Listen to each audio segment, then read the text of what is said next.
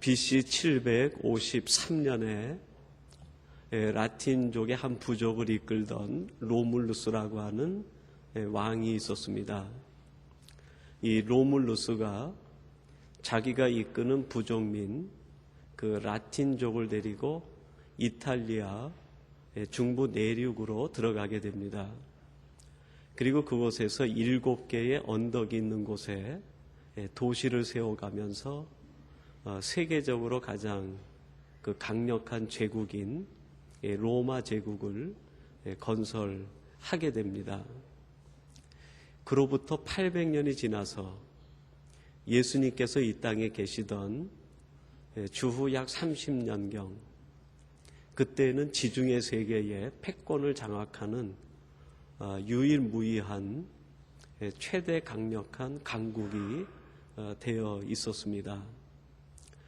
정치적으로나 군사적으로나 또 사회적으로나 교육적으로나 철학과 사상, 법에 관해서나 모든 부분에 손색이 없는 나라였습니다. 철강으로 세운 나라와 같은 강력한 그 국가가 되어 있었던 것이죠.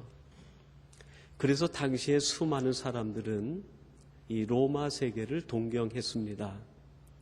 나도 로마에 가서 한번 살아봤으면 좋겠다.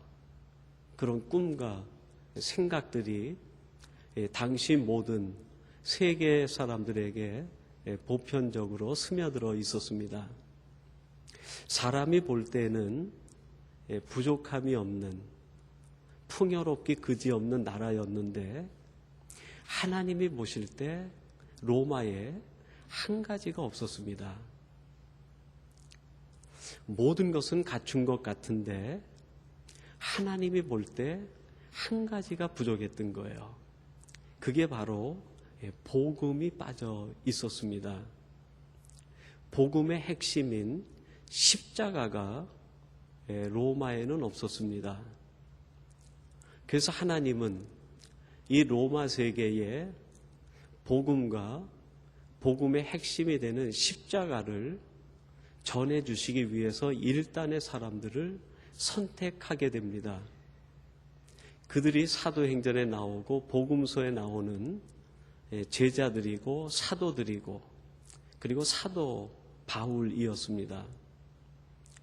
사도 바울이 주후 36년경 다메섹을 넘어가다가 빛 가운데 주님을 만나서 계심을 하고 회심을 합니다. 그리고 마음속에 십자가를 품게 돼요. 예수님을 품고 복음을 품게 됩니다. 그런 사도 바울에게 주님께서 하시는 말씀이 너는 내가 이방인을 위하여 택한 나의 그릇이다. 그렇게 말씀을 하세요. 너를 내가 이방인에게 보내기 위해 택한 나의 그릇이다.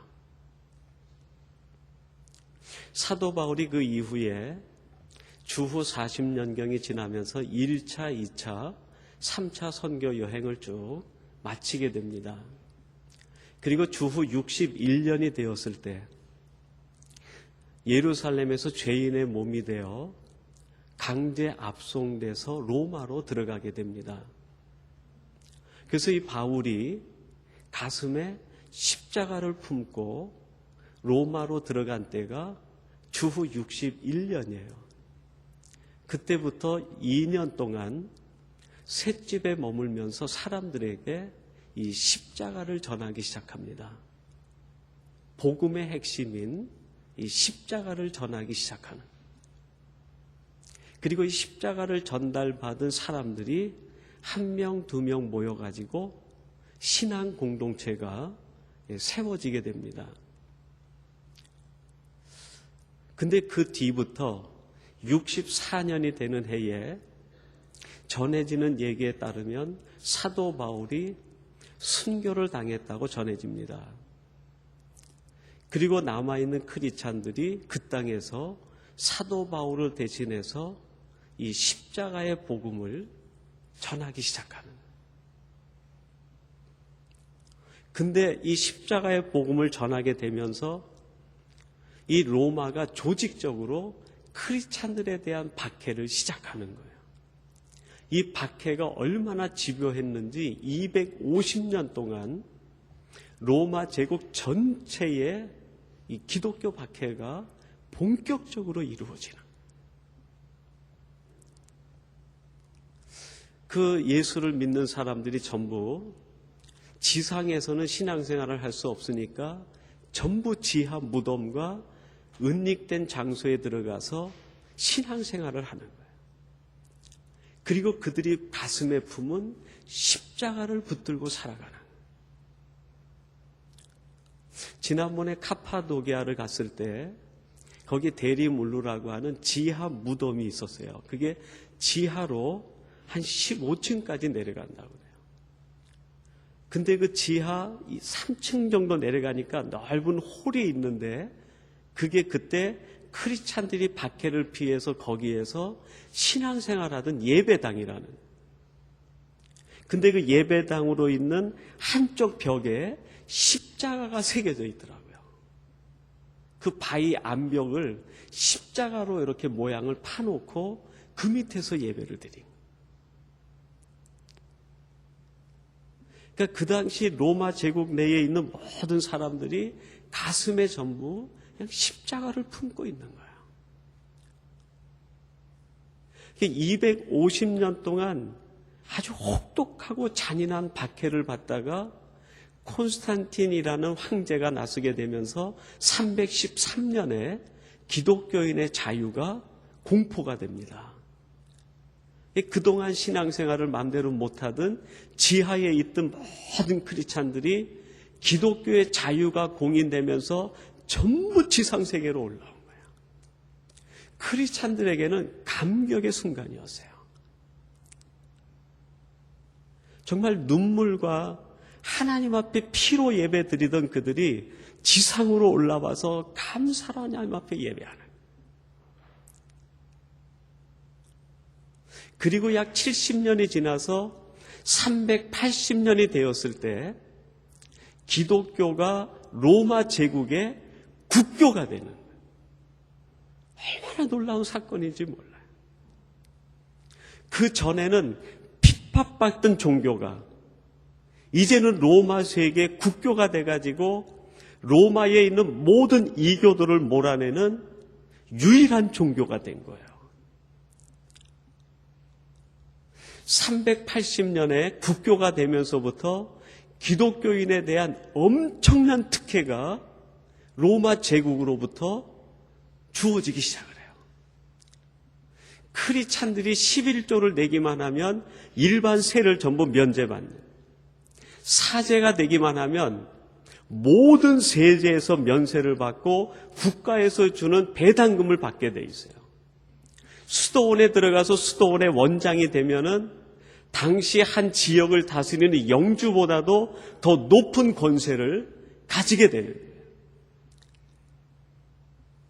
70년 전에만 해도 박해를 받던 크리스찬들이 70년이 지나자 그 세계의 가장 귀족이 되어버린 거예요. 가장 풍요를 누리는 사람들이 된 거예요. 이렇게 되면서 로마 세계의 국교가 된 뒤에 크리스찬들이 잃어버린 것이 있었어요. 그들이 박해 때 가슴에 품었던 십자가를 잃어버린 거예요. 십자가를 잃어버린 거예요. 어거스틴이라고 하는 신학자가 있는데 그분이 국교가 된 뒤에 크리스찬들을 바라보면서 십자가 신학을 잃어버리고 영광의 신앙만으로 가득 찬 크리스찬들이다, 그렇게 얘기를 해요. 국교가 된 뒤에 풍요를 누리면서 박해가 없어지면서 고통받을 일이 없게 되고 이제는 크리스찬이라는 것이 사회 지도 계급의 특권 중에 특권이 되면서 모든 사람들이 다 크리스찬이 되려고 하는, 앞다투어서 특권 계층에 들어가려고 하는 거예요. 그러면서 그들이 십자가를 잃어버리고 영광의 신학으로 십자가를 바꿔버린 거예요. 더 이상 그들 마음속에 십자가가 존재하지 않아요. 예수 그리스도를 따르는 고난이 옛일이 돼버린 거예요. 주님을 따르기 위해서 고통받는 것이 예전 일이 돼버린 거예요. 이제는 예수님을 따른다는 것이 존귀해진다는 뜻이고 풍요를 누린다는 뜻이 돼버린 거예요. 주후 380년경에 크리스찬들 모두 마음속에 십자가가 사라져버렸어요. 그로부터 30년이 지나서 주후 410년이 됩니다. 이때도 여전히 로마 제국은 동서방 세계를 망라한 최고의 강국이었어요. 그 어느 민족, 그 어느 국가도 이 로마를 넘보지 못했습니다. 근데 저 북유럽에 있는 꼬트족이라고 하는 야만족들이 알프스를 넘어서 이탈리아로 남하에 쳐들어오기 시작해요. 근데 이 꼬트족들이 얼마나 잔인한지 사람을 죽이면 그 죽인 사람은 식욕을 하는 거예요. 얼마나 잔인한지 몰라요. 이 꼬트족들이 내려오는데 그 앞에 막아서는 민족과 국가가 없는 거예요. 이들이 폭풍처럼 내려오면서 단시간 내에 로마 성 앞에까지 이르게 됩니다. 로마 제국은 그때까지만 해도 이 고트족이 감히 로마와 대항해 싸워서 로마에게 피해를 주리라고는 생각도 하지 못한 거예요. 근데 410년 8월에 이 서고트족을 이끌어가고 있는 알라리크라고 하는 야만족의 왕이 이 로마의 성문을 뚫고 들어가서 로마를 점령해버려요. 로마가 역사상 이민족에게 점령당한 것은 한니발에게 한 번 당했고 이 알라리크라고 하는 서고트족 족장에게 한 번 점령을 당해요. 근데 이 야만족이 로마시에 들어오게 되면서 알라리크가 자기 수하에 있는 수많은 야만족 병사들에게 3일간의 로마의 약탈을 허락을 합니다. 마음대로 약탈하라. 모든 병사들이 로마가 세운 모든 건물들과 가정집에 들어가서 하여튼 노란색이 있는 금붙이나 모든 것들은 다 몰수해 오는 거예요. 얼마나 그 피해를 당했든지 410년 이후에 로마가 로마를 다시 중흥시키려고 했는데요. 다시는 로마 세계가 예전의 모습으로 중흥이 되지 않아요. 완전히 폐허가 돼버린 거예요. 근데 이 야만족들이 들어와서 로마를 침공한 410년의 이 사건이 로마인에게 엄청난 충격을 주었지만 더 큰 충격을 준 것은 그 땅에서 신앙생활하고 있는 크리스찬들에게 정신적으로 신앙적으로 엄청난 충격을 준 거예요. 왜냐하면 당시 크리스찬들은 로마 세계가 국교화되면서 로마 제국 자체가 하나님의 나라라고 이해를 했어요. 로마 제국이 국교화되면서 이제 하나님이 여기 계시고 이 로마 제국이 곧 하나님의 나라라고 동일하게 생각한 거예요.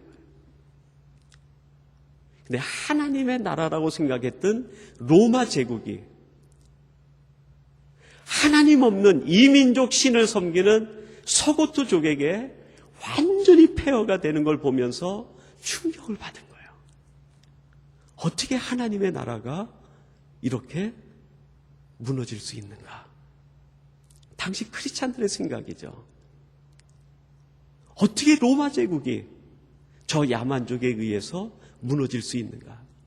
이건 그들의 상식으로는 이해할 수 없는 사건이에요. 어떻게 하나님의 나라가 저 야만족에게 무너질 수 있는가? 어떻게 우리들이 하나님의 나라라고 생각하는 이 땅이 이렇게 무너질 수 있는가? 이해가 가지 않는 거예요. 이때 히포라는 지역에 감독을 지내고 있었던 세계적인 성자인 성 어거스틴이 있었습니다. 이 어거스틴이 로마가 멸망하는 것을 바라보면서 413년부터 426년까지 신의 도성이라고 하는 제목의 거대한 대작의 책을 집필을 해요. 로마가 멸망한 그것을 바라보면서 완전히 약탈된 그것을 바라보면서 세계적인 성자이며 뛰어난 신학자인 어거스틴이 신의 도성이라는 책을 쓰는데 그 내용이 이런 뜻이에요. 이 세상에는 두 개의 나라가 존재한다. 하나는 땅에 속한 나라고 하나는 하나님께 속한 나라다. 근데 땅에 속한 나라는 언젠간 멸망하게 되지만 하늘에 속한 나라는 멸망하지 않는다. 근데 지금 이 시대의 크리스찬들이 로마 제국을 착각하고 있다. 땅의 나라인데 그거를 하나님의 나라로 착각하고 있다. 그러므로 이래 너희들은 눈을 들어서 너희들이 생각하는 로마 제국으로 비유되어지는 이 땅의 나라, 이 나라가 아니라 참된 하나님의 나라를 바라보라. 참된 하나님의 나라를 바라보라. 하나님을 바라보고 예수님을 바라보라는. 사도 바울이 이 로마 세계에 61년에 처음에 들어가서 그가 마음에 간직하고 있었던 복음의 핵심인 십자가를 전하던 그 심정으로 어거스틴의 얘기를 다시 이해하면 너희들은 잘못된 세계에서 벗어나 참된 복음 속에 들어가 있는 이 십자가를 바라보라는 거예요. 십자가를 바라보라. 알라리크라고 하는 야만족 왕에 의해서 로마가 완전히 이 폐허가 될 그 무렵에 크리스찬들 마음속에는 십자가가 존재하지 않아. 예수 그리스도를 통한 풍요만이 존재하는, 예수님을 통해서 이루어질 영광만을 기대하고 예수님을 통해서 이루어질 자신들의 야망만을 바라보고 있는, 예수님을 통해서 이루어질 자신의 꿈의 성취만을 바라보고 있는, 이거는 하나님의 나라인 것처럼 보이지만 하나님의 나라가 아니라는,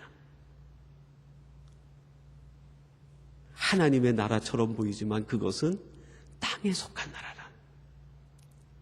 이제는 너희들이 회복될 때가 되었다.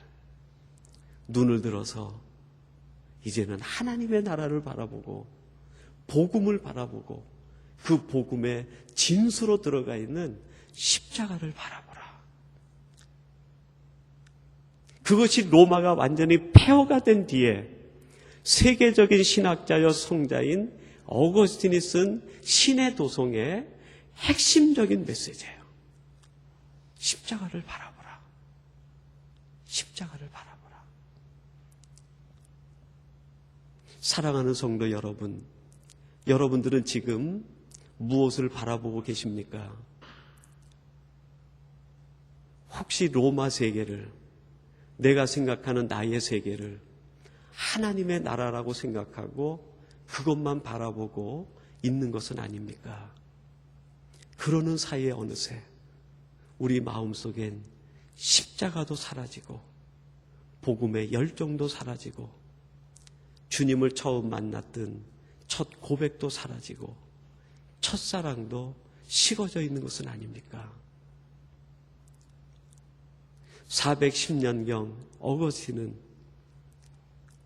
로마 제국을 하나님의 나라로 착각하고 있는 그 사람들에게 이제는 눈을 들어 참된 나라, 참 복음, 복음을 복음되게 하는 십자가를 주목하라고 외치고 있었던 거예요. 여러분, 오늘 본문에 보면 사도 바울이 그 로마로 가기 전에 자기가 마음에 품고 있었던 것을 고백하는 내용으로 돼 있어요. 오늘 본문 21절에 보면 본문이 에베소에서 많은 사람들을 가르친 뒤에 자기를 따르고 있는 에베소 성도들과 장로들과 디모데와 신실한 믿음의 지도자들 앞에서 고백을 하고 있어요. 이제는 내가 아가야를 다녀오고 마게도냐를 다녀와서 예루살렘까지 갔다 온 뒤에 이제는 내가 로마도 보아야 하리라. 로마도 보아야 하리라. 사도 바울이 고백하는. 여러분, 사도 바울이 지금 내가 로마도 보아야 하리라 하는 그 자기 고백 속에는 사도 바울 눈에 지금 로마 세계가 보이는 거예요. 하나님의 눈으로 로마 세계를 바라볼 때 모든 것이 갖추어져 있지만 한 가지가 빠져있는 로마 세계. 너무나 풍요로운 세계지만 한 가지가 없는 세계. 모든 사람들이 가고 싶어하는 곳이지만 한 가지가 없어서 불행할 수밖에 없는 그 로마 세계를 바라보는. 내가 지금 로마를 바라본다 할 때 지금 사도 바울이 고백하고 싶은 핵심의 고백이 뭡니까? 하나님, 저 세계에 십자가가 없는데 저 세계로 내가 들어가 십자가를 세우게 해 주시옵소서. 그 고백에 들어가 있는 거예요. 하나님, 저 로마 세계에 모든 것이 있는 것 같은데 거기에 복음이 없습니다. 저 로마 세계에 모든 것이 있는 것 같은데 십자가가 없습니다. 여러분, 이 결단, 이 고백대로 바울은 61년에 로마로 들어가게 됩니다. 한편 사도 바울은 자신의 인생의 기준을 어떻게 두고 있냐면 이 로마도 보아야 하리라 하는 것이 바울의 인생의 기준이 되어 있는 거예요. 바울이 로마도 보아야 하리라 할 때 그 고백 속에 담겨 있는 그 고백의 중심에는 뭐가 들어가 있냐면 주님을 처음 만났을 때의 복음과 그 십자가가 가슴에 새겨져 있는 거예요. 주님을 처음 만났을 때 주님으로부터 알게 된 그 은혜, 주님으로부터 깨달은 그 복음, 그 복음을 복음되게 하는 십자가가 사도 바울 속에 새겨져 있는 거예요. 그래서 사도 바울은 아가야를 가든지 마게도냐를 가든지 예루살렘을 가든지 아시아를 가든지 언제든지 그는 눈을 들어서 주님을 처음 만났을 때 깨달았던 복음이 복음되게 했던 그 진수인 십자가를 바라보는 사람이었어요. 내가 로마도 보아야 하리라 하는 바울의 고백 속에는 내가 어느 곳에 있든지 로마를 바라봐야 되는 그 시선을 내가 빼앗기지 않았다는, 시선을 빼앗기지 않은 거예요. 어디로부터 빼앗기지 않았습니까? 복음으로부터, 예수님으로부터, 십자가로부터 시선을 빼앗기지 않아. 아가야에 있어도 마게도냐에 있어도 예루살렘에 있어도 어느 곳에 있어도 사도 바울은 언제나 이 십자가를 주목하고 바라보는 사람이었어요. 그러다 보니까 마게도냐에서 있는 일이 바울에게 영향을 미치지 못해요. 아시아에서 당한 일들이 눈을 들어서 십자가를 바라보고 있는 바울에게 전혀 영향을 주지 못해요. 아가야에서 당했던 모든 고난과 역경들이 바울에게 전혀 영향을 주지 못하는. 사도 바울은 그 땅을 돌아다니는 사람이었지만 그 땅에 발붙이고 그 땅을 자기 소유로 삼고 살아가는 사람이 아니라 사도 바울은 언제나 그가 바라보는 십자가, 복음의 진수인 그것만을 붙들고 살아가는 사람이에요. 육신적으로 그의 발은 땅을 밟고 있었지만 그의 신앙의 삶은 항상 비상해가지고 십자가를 향하는 삶이었어요. 십자가를 향하는 삶이에요. 이것이 위대한 바울의 신앙적 여정이에요. 바울은 세상을 다니고 있었지만 세상을 자기 소유로 삼고자 다닌 것이 아니라 그의 인생의 방향은 세상을 사는 듯 했지만 십자가를 향하는 삶이었어요. 주님께서 받은 처음 그 사명을 향해 가는 삶이었어요. 그런데 여러분, 주후 4세기 410년경 알라리크라고 하는 이 부족장에 의해서 로마가 완전히 폐허가 될 때 로마 제국에 있었던 크리스찬들은 이 방향이 없었어요. 그들에겐 오직 로마 제국 자체가 그들의 삶의 현실의 전부였어요. 이들도 기도하고 이들도 간구하고 이들도 신앙생활을 한다고 했지만 이들의 신앙생활의 가치관은 무엇이었냐면 하나님을 끌어다가 자신들의 땅의 지경을 확장시키는 것이 목적이었어요. 마게도냐에서 행복한 것이 목적이었어요. 아시아에서 행복한 것이 목적이었어요. 아가야에서 터를 넓히는 것이 이들의 목적이 되고 이들의 방향의 중심이 돼 있었어요. 그래서 하나님을 끌어다가 내가 살고 있는 이 아가야에 나의 삶이 행복하게 해주세요. 이것이 그들의 신앙적 가치관이 돼버린 거예요. 어거스틴이 그들이 가지고 있는 꿈과 야망과 하나님의 세계를 다시 이원화시켜 놓은 거예요. 하나님의 세계가 이것이 아니라는 거예요. 너희들이 원하고 목표하고 이루고자 하는 이 세상의 야망의 땅이 로마 제국이 결코 하나님의 나라가 아니라는 거예요. 이게 하나님의 나라가 아니라는 거예요.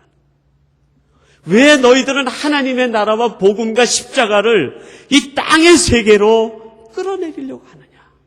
왜 여기로 끌어내리려고 하느냐? 이게 아니라는 거예요.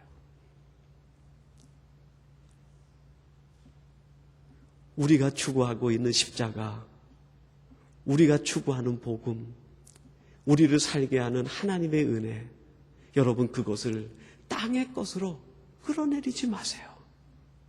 내 욕심에 따라 땅의 것으로 변질시키지 마세요. 내 야망을 이루기 위해서 땅의 것으로 왜곡시키지 마세요.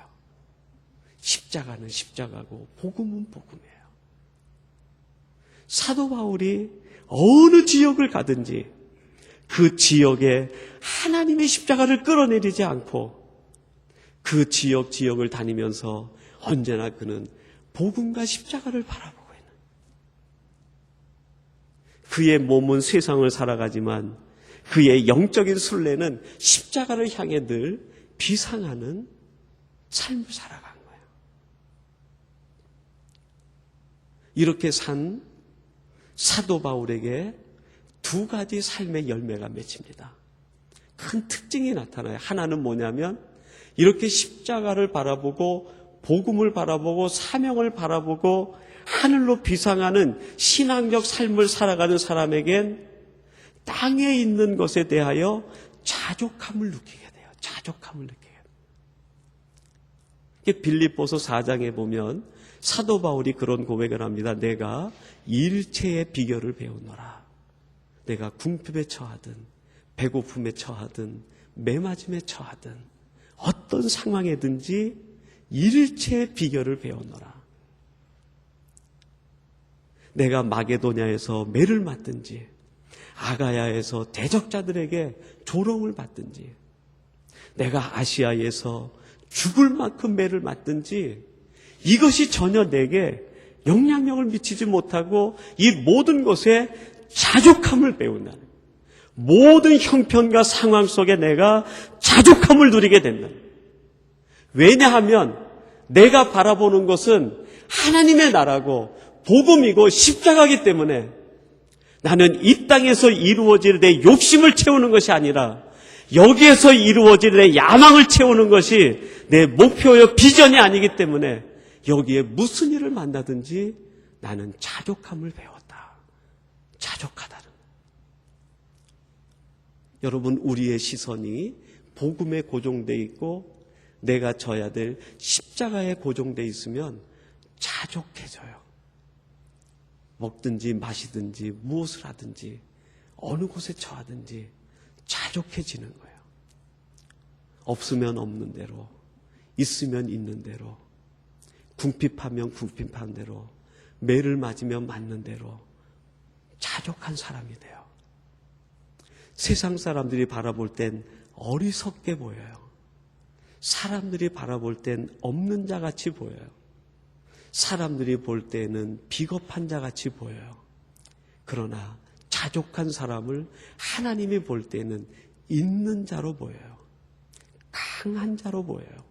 모든 것을 가지고 있는 자로 보여요.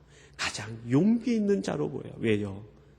우리는 세상과 세상 사람들과 살아가는 논리가 다르기 때문에 그래요. 사도 바울의 시선이 복음과 십자가와 사명에 집중되어 있을 때 그는 그가 가는 곳이 어디든지 관계없이 거기에서 자족함을 느끼는 사람이 됐어요. 또 한 가지 바울에게 나타난 아주 중요한 특징이 뭐냐면 만나는 모든 사람을 관용하고 사랑하며 살아가게 된 거예요. 시선을 복음에다 두고 십자가에 두고 나니까 어느 지역을 다니든지 다니면서 만나는 모든 사람들이 전부 관용하게 되는, 전부 사랑하게 되는 거예요. 여러분, 사도 바울이 1차 선교 여행 때 이고니온과 루스드라를 지나가게 됩니다.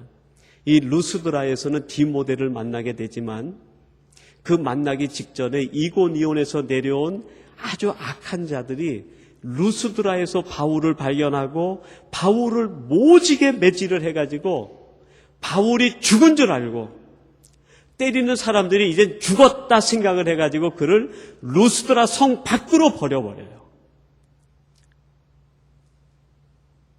매질을 당합니다. 2차 선교 여행 때는 빌립보에서 옥에 갇히고 매를 맞아요. 데살로니가 베레아에서는 혹독한 어려움을 당해요.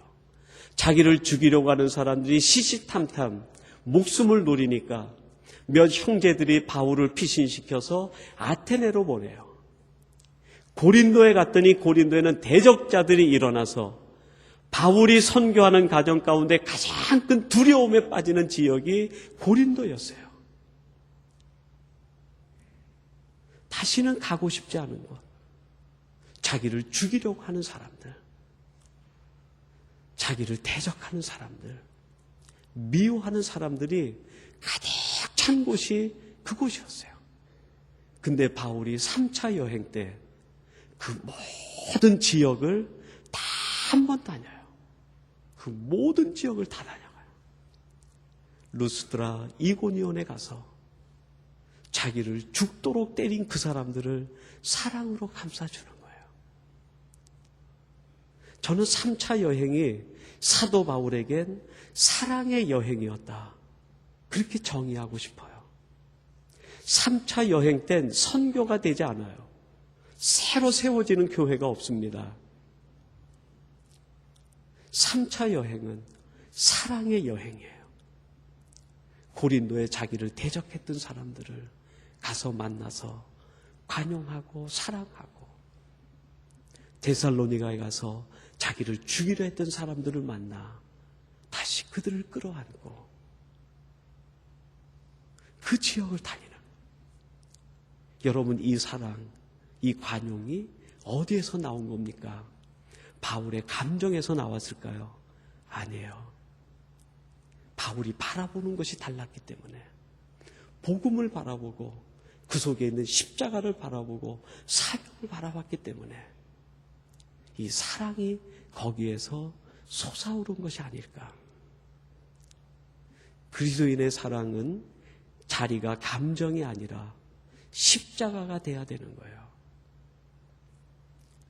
2000년 전 여러분, 이 땅에 우리를 구원하시기 위하여 예수님이 이 땅에 오십니다. 그 예수님의 순환과 고통과 죽음을 우리가 다시 되새기기 위해서 교회가 연력을 정해가지고 절기로 지키는 것이 사순절입니다. 그리고 우리는 지금 그 사순절의 한 가운데에 들어와 있어요. 어떻게 보면 복음의 한 가운데 십자가에 들어와 있는 거죠. 그런데 어느새 우리들이 십자가를 잃어버리고 있는 거예요. 십자가를 붙든 것 같은데 십자가를 잃어버리고 있는 거예요. 예수님이 이 땅에 오셨을 때 많은 무리들이 예수님에게 묻습니다. 당신이 이곳에 온 까닭이 무엇입니까? 마가복음 10장 45절에서 주님께서 그들에게 그렇게 대답하세요. 인자가 온 것은 섬김을 받으려 함이 아니라 섬기려 하고 도리어 자기 목숨을 대속물로 주려 함이라.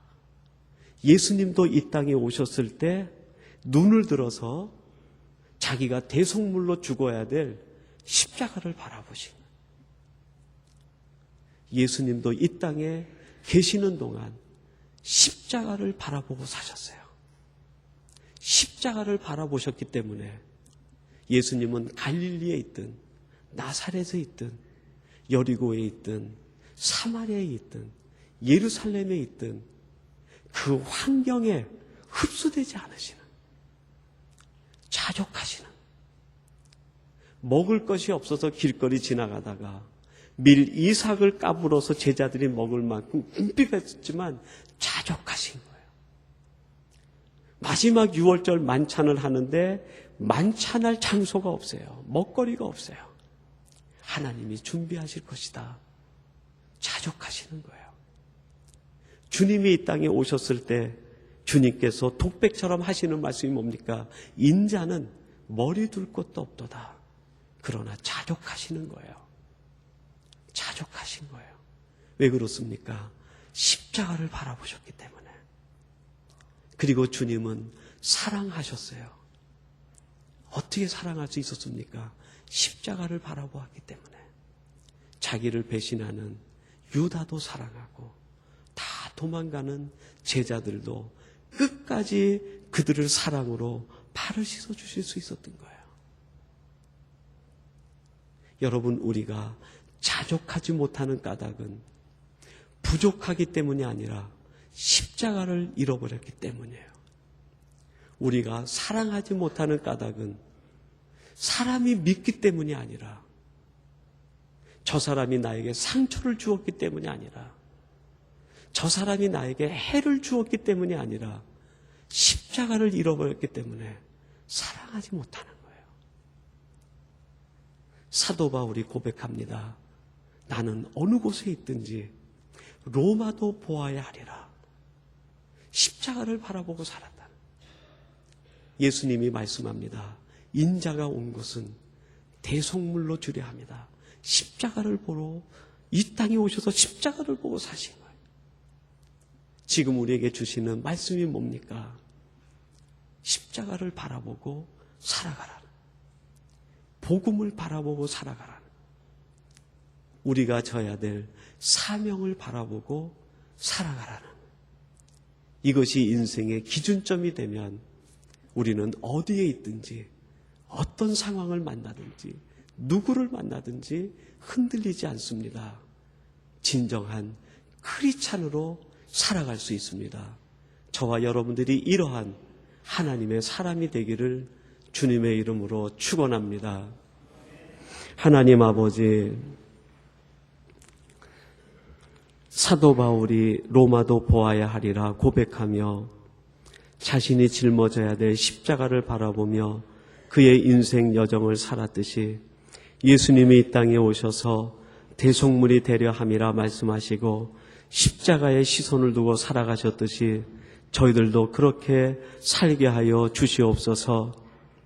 로마 제국에 살던 크리스찬들이 풍요 가운데 십자가를 잃어버렸을 때 그들의 세계가 약탈이 되자 어거스틴은 그들에게 말하기를 십자가를 바라보라고, 하나님의 나라를 바라보라고 외쳤던 것처럼 오늘 주시는 주님의 외침을 통하여 저희들 안에 다시 십자가가 회복되게 하시고 우리의 시선이 하나님만을 바라보게 하여 주시옵소서. 그리하여 자족의 삶을 누리게 하시고 사랑의 삶을 살게 하여 주시옵소서. 예수님의 이름으로 기도하옵나이다. 아멘.